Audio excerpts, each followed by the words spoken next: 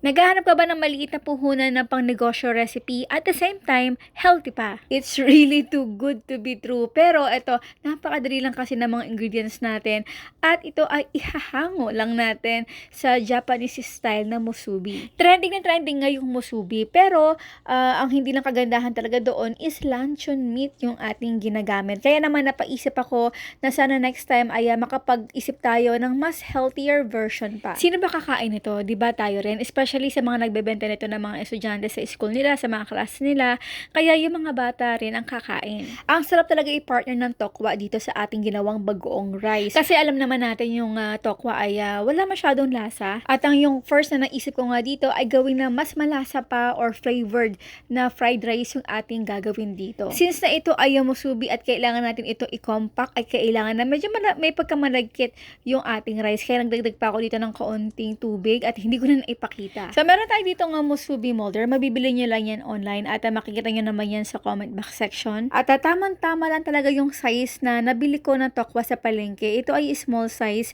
Kada isa niyan ay 6 pesos. Hinati ko lang sa gitna at talaga namang swak na swak or saktong-sakto talaga yung size ito sa isang molder ng rice na ginawa natin. Musubi, syempre hindi mawawala yung seaweed wrapper. O diba, napakadali lang. Talaga namang swak na swak sa inyong budget. Pwede itong pambaon sa anak, sa inyo sa office, at pwede ito syempre i-bend. Kung meron pa kayong request, syempre pakicomment naman sa comment box section about sa musubi pa na style variation, susubukan natin.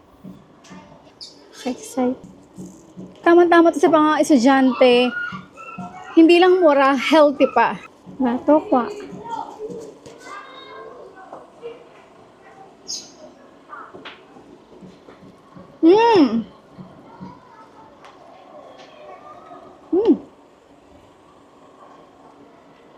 Unang kagad pa lang.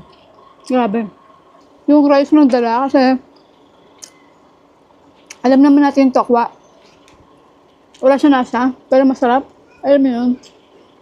Yung ating bagoong. The best.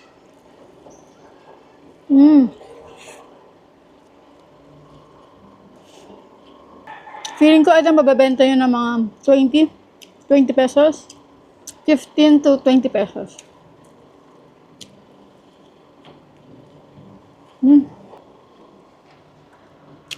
Bye.